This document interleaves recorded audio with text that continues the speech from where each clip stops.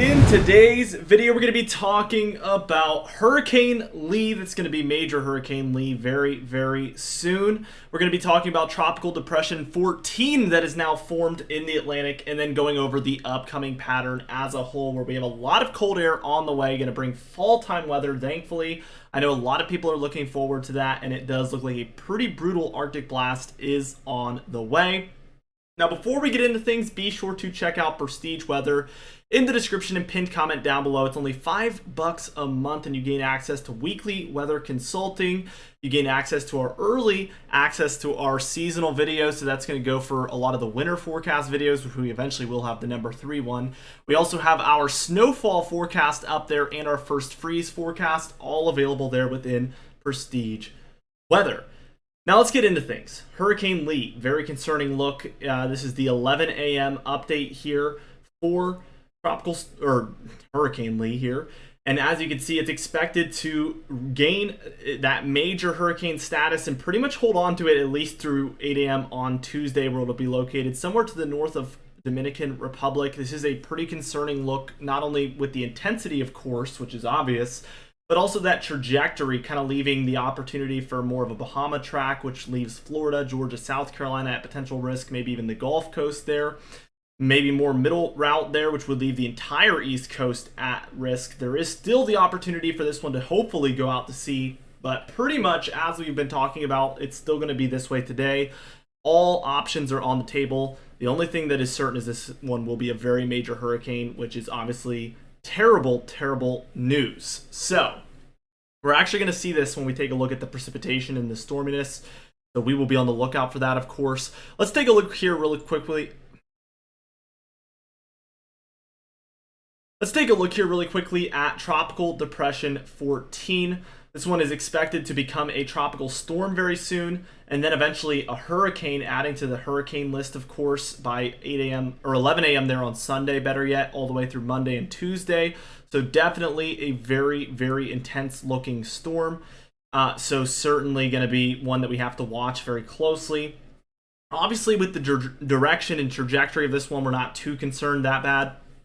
However, definitely going to be on the lookout for a very intense storm with this one. And it has more implications with the overall hurricane season than anything, I would say. So certainly going to be watching this one very closely. Now, as we just take a look at the entire Atlantic here, we see Hurricane Lee, of course. We see Tropical Depression 14.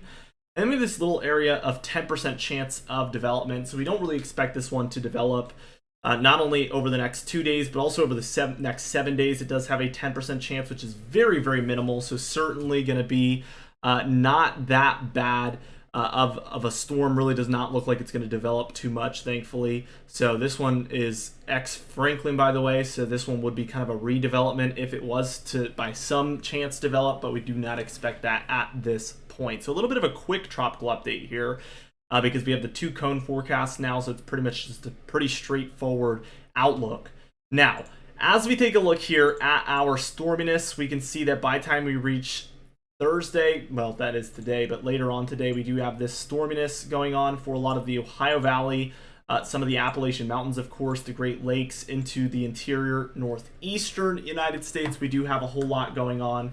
So this is going to be a little bit of a stormy day. As we reach towards tomorrow afternoon, we will see a lot of these for the eastern seaboard, all the way from Florida up through Maine. So a very, very stormy day up and down that eastern seaboard, like I mentioned. There is some areas that we're watching in particular, like here in Virginia and West Virginia. Up here for New England as well, there's a little bit more of a persistent look, and then down for Florida, looking a little bit heavier there as well. Although heavy thunderstorms is pretty much a daily occurrence down there, of course. By the time we reach Saturday, September 9th here, we could see Florida to Maine, certainly a lot of thunderstorms happening.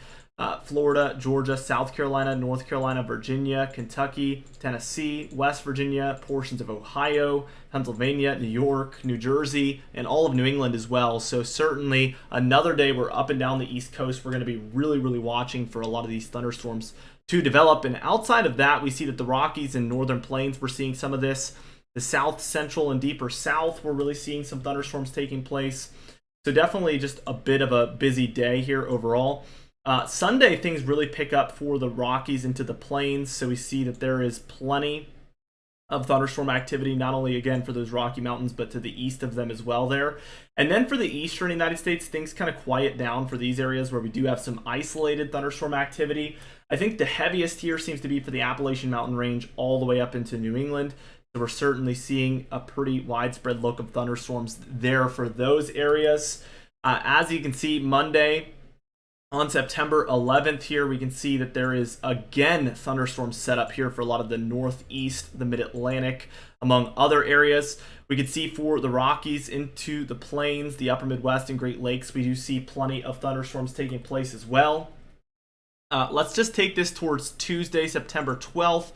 And we can see some thunderstorm activity rolling around for a lot of different areas, all the way from California and Nevada. Take that eastward into the Four Corner states, the South Central, a lot of the Ohio Valley, Great Lakes, and Upper Midwest, and then the Northeast as well. So, I mean, we are talking about so many different states here dealing with some thunderstorm activity at this point.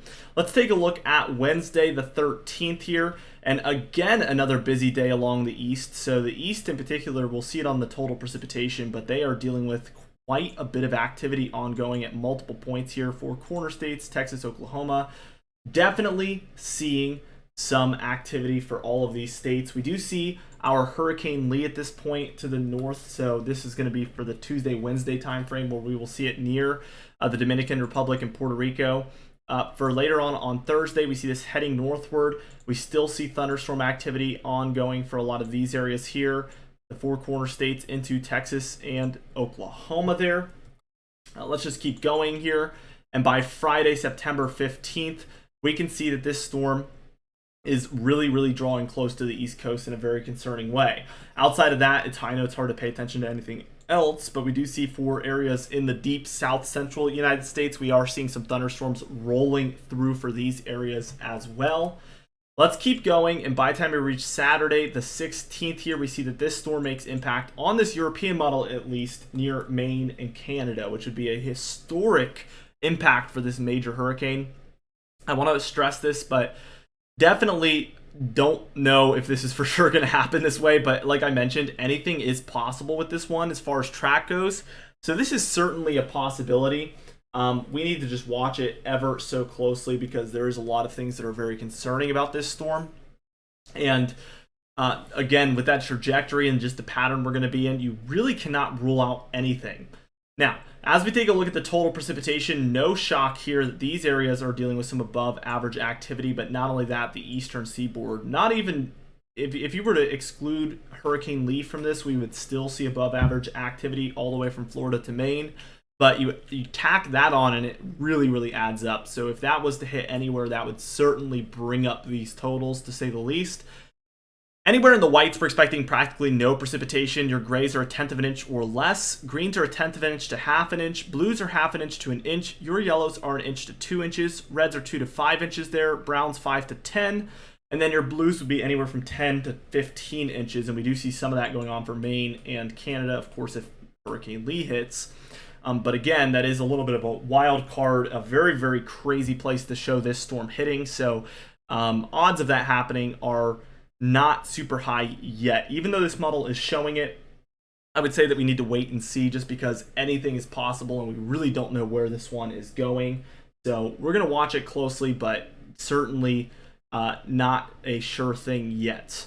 Now, as we move into this temperature pattern, which I'm sure a lot of you are excited about, you can see that as we speak, there is still a negative PNA look. So this is going to continue to encourage warmth into these areas, but it is not going to last long. We are going to see a flip in that certain teleconnection. And that flip happens by about the 9th here on Saturday. We can see a lot of warmth setting up. Something like this. And that encourages more cold than anything into the eastern 2/3 of the nation, so the exact opposite. And that effect is going to take a little bit, but we can see that by the time we're reaching about the 11th, 12th, 13th, we see a massive cool down moving into the eastern United States. Anywhere in these blues is going to be about 1 to 10 degrees below normal. The greens are going to be 10 to about 15 degrees below normal, which will certainly be a stark difference from the temperatures that we're dealing with right now. So that is exactly what you can anticipate.